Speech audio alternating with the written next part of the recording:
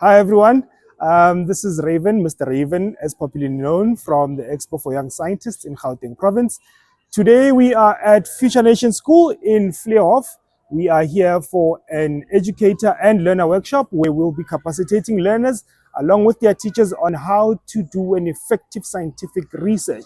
So today we are in the Gauteng South region, which is the second last workshop that we'll be having in the region. So we will be having another one by popular demand in Soweto, and we hope to see you there. Hello, my name is Christian Mack, and today I'll be telling you about my ISF experience. So in the ISF, my project name was Maths Master, and I am in grade 6, and my school's name is Future Nation Schools.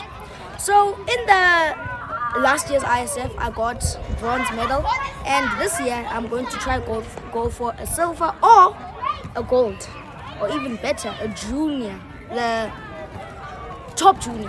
Hi, my name is Nosipo Dwacha, and I am a teacher from Future Nation Schools, and I happen to be part of the science department.